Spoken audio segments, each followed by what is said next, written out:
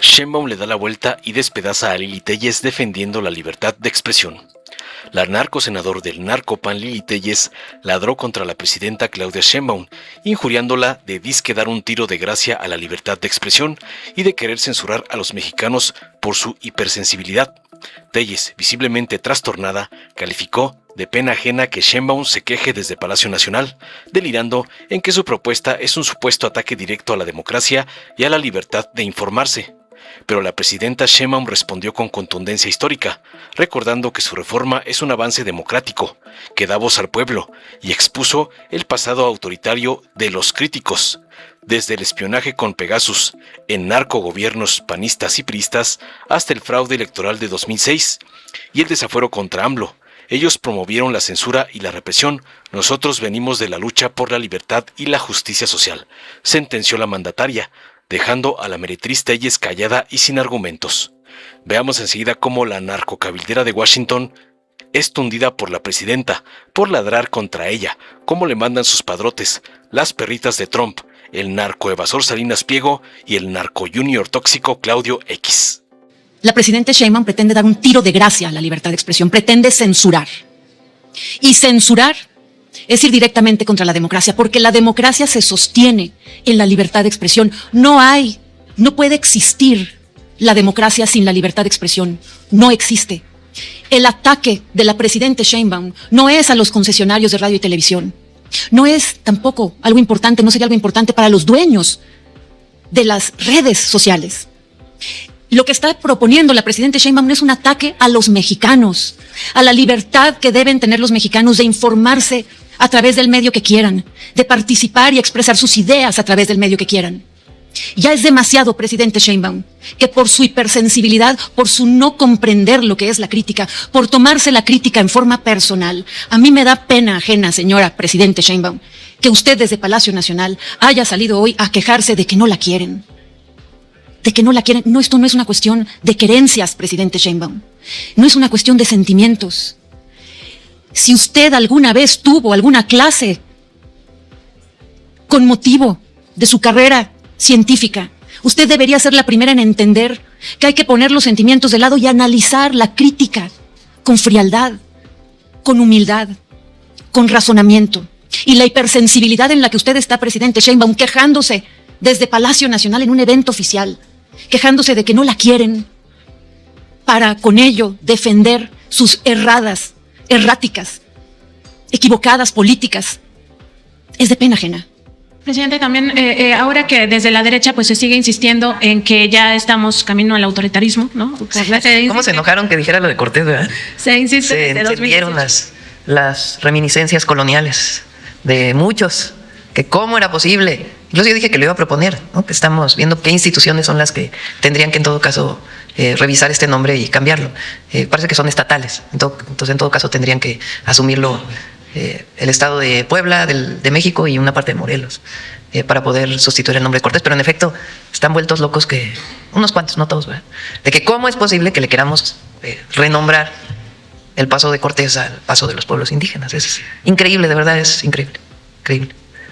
Y en ese contexto justamente sería muy importante recordar pues cómo se utilizaban los aparatos de inteligencia en el pasado, ¿no? Que no era necesariamente para combatir la criminalidad o generar seguridad para las mexicanas y los mexicanos, sino era para hacer espionaje, y los casos más recientes pues se dieron en el sexenio de Calderón y de Peña Nieto con la plataforma Pegasus. Pero mucho antes de eso, en todo el periodo del PRI en el gobierno, pues está lo que se conoce como la Policía Política, la Dirección Federal de Seguridad, y toda su trayectoria no solo de ejecuciones extrajudiciales, sino también de esta tradición, si se le puede decir así, del espionaje. Un espionaje político que es a todas luces violatorio de derechos humanos, y sobre eso pues estamos revisando en la revista Contralínea a quienes se espió, y se espió prácticamente a todos los sectores sociales, no solo a la disidencia o a grupos subversivos, que era un poco el pseudoargumento que se utilizaba. Está por supuesto su expediente, presidenta, del que ya he hablado en el pasado, el expediente del presidente López Obrador, pero también hay expedientes de priistas, de políticos priistas. Todos los presidentes de la República de aquel periodo pues están fichados por la propia DFS Arce, Salinas, Miguel de la Madrid, Ernesto Zedillo, etcétera. Están políticos panistas, entre ellos Vicente Fox, ¿no?, que ahora también sigue con su cantaleta del autoritarismo. Están intelectuales de derecha, periodistas que tuvieron un seguimiento realmente terrible, y también empresarios. Está el expediente de Claudio X González Laporte, por ejemplo, que fue también funcionario del sexenio de Carlos Salinas. Y pues todo eso habla de una vocación totalmente antidemocrática en aquella época, una vocación de censura y también una vocación de esta persecución política. Preguntarle sobre la importancia que tiene siempre tener esta memoria colectiva y también pues no olvidar que es el autoritarismo en el poder con periodos tan terribles como el de la Guerra Sucia. En efecto, la Federal de Seguridad no solamente se dedicaba a investigar a políticos, dirigentes sociales, sino a detenerlos, a torturarlos y a desaparecerlos. Mucho más grave de lo que significaría en todo caso solamente vigilar a alguien. Pero sí era una visión de un Estado policíaco, que había que vigilar a todo aquel que estuviera en contra o que estuviera vinculado políticamente con alguien. Y en particular, todos aquellos que pertenecíamos a algún movimiento social, pues éramos vigilados de manera permanente, unos más, otros menos, pero ese era el objetivo. Ese era el objetivo del CISEN en su momento. Pero eso ya se les olvidó. Nos critican como autoritarios. Por cierto, ayer la Cámara Nacional de la Industria de Radio y Televisión saca un comunicado diciendo que le parecen muy bien los lineamientos, porque se resolvieron algunos temas relacionados con las multas, cómo se iban a poner las multas, pero ya aceptó la Cámara que no hay ningún problema. Habrá unos que no estén de acuerdo, que están de acuerdo en que es un avance muy importante. Yo creo que no hay ningún país del mundo que tenga lo que va a tener México. Y dialogando y hablando también, porque finalmente nosotros estamos defendiendo una demanda ciudadana, no ni siquiera en el periodo desde que entramos, sino desde hace mucho, de que los medios masivos de comunicación tengan un defensor de las audiencias y tengan un código de ética y tengan un espacio de queja de la audiencia. Ayer les pregunté a Pepe Merino y a Luisa María que pudieran hacer un análisis comparado en qué otros países del mundo hay esto, que hoy es parte de la democracia en México. Porque este es un avance democrático, el que los medios masivos de comunicación tengan un defensor de las audiencias, publiquen un código de ética y tengan un espacio para que las audiencias puedan quejarse. Bueno, es un avance democrático enorme en nuestro país, que no tiene absolutamente nada que ver, como algunos decían, con la censura, sino con el derecho del pueblo, con el derecho de la gente, del ciudadano, de la ciudadana, a decir, a ver, este medio de comunicación, ¿cuál es tu código de ética? ¿Dónde hay una persona nombrada por ti a la que me pueda quejar porque la información que me estás dando no es verdad? O hablaste de mí y no tenías el fundamento necesario. Esto, lo que se aprobó en la ley, lo que finalmente la Cámara reconoce, porque hay que decir lo que finalmente lo reconocieron, que en todo caso cualquier asunto relacionado con las multas quedó completamente claro, es un avance democrático impresionante en nuestro país. Igual, aunque no les guste el avance democrático que significa que el Poder Judicial se elija por el pueblo. A algunos no les gusta porque pierden privilegios, pierden amigos, familiares que tenían vinculados con el Poder Judicial. Todo es perfectible, todo puede funcionar mejor, pero hoy es mucho más democrático de lo que era antes. Eso nadie lo puede negar. Por eso decimos que jamás vamos a traicionar nuestros ideales, que fue la lucha por la democracia. No se nos puede olvidar, a Fox se le olvida ahora en su última entrevista, que él promovió el desafuero de Andrés Manuel López Obrador. Se le olvida que él promovió el fraude electoral del 2006. ¿Cómo puede hablar de un gobierno democrático si él promovió el fraude electoral del 2006 o el desafuero de López Obrador y tuvo que echarse para atrás por la movilización popular? Pero su deseo siempre fue que López Obrador no llegara a la presidencia, como lo delata en su entrevista. Nada más que resulta que el pueblo de México pues tenía otra visión muy diferente a la de Fox. Entonces se olvida lo que era el Estado mexicano antes. Ahora que voy a los estados, me estoy reuniendo con los promotores territoriales que tenemos en todo el país, los servidores de la nación, los que hacen trabajo en el campo, para platicar un poco cómo vamos, y les pregunto cuántos años tienen.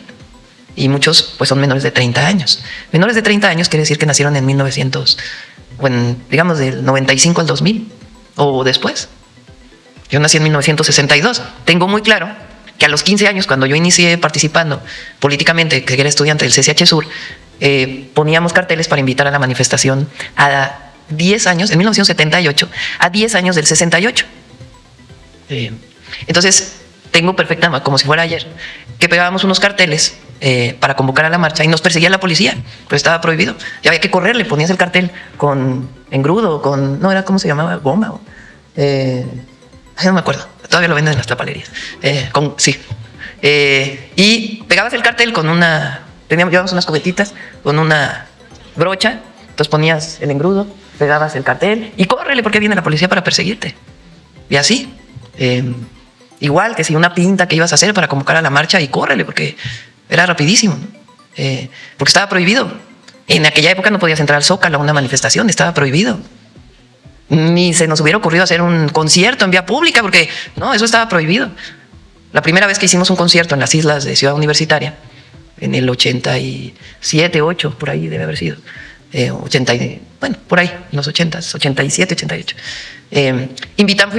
Silvio Rodríguez estaba tocando en el auditorio y alguien nos consiguió para poder entrar, para poder invitar a Silvio Rodríguez, para que fuera a Ciudad Universitaria a tocar. Y ahí nos dijo, sí, pero pues obviamente este es un asunto de gobiernos, ¿no? No, bueno, le prohibieron a Silvio Rodríguez, el gobierno mexicano, habló con el gobierno cubano y le dijo prohibido que Silvio Rodríguez se vaya a presentar en Ciudad Universitaria. Entonces ya buscamos a los grupos de rock que sin permiso podían tocar en CEU. Pero les estoy hablando pues hace muchos años. Quien tiene hoy 26 años, pues el desafuero le tocó y tenía 4 años. El fraude electoral del 2006 tenía 6 años. Entonces sí hay que estar recordando lo que era en aquel momento México y la represión que se vivió en muchos momentos de la historia. No tiene nada que ver con la libertad de expresión, de reunión, de manifestación que existe hoy.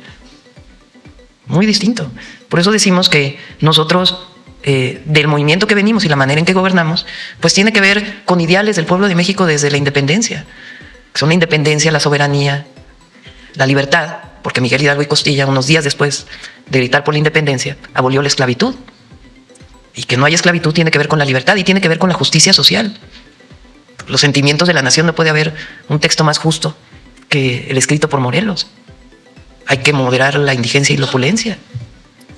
Y la democracia, finalmente, porque la visión monárquica con la que llega Iturbide para coronarse como emperador es derrotada el primer año. Se mantuvo después hasta la invasión francesa, es la verdad, hasta que finalmente triunfa la República. Pero, aunque no había voto directo de todos los ciudadanos, finalmente la derrota de Iturbide y la llegada de Guadalupe Victoria pues tiene que ver con la visión de democracia que siempre ha tenido el pueblo de México, al triunfo de la República con Juárez. Y finalmente Madero se levanta con sufragio efectivo, no reelección. Entonces ese anhelo del pueblo de México es el que nos mueve. No tiene nada que ver con una visión autoritaria del poder. Presidenta, finalmente. Tampoco con la visión de que la democracia es la democracia de las élites. La democracia es el gobierno del pueblo. Dale en me gusta, suscríbete, activa la campanita y compártelo para que más gente lo vea.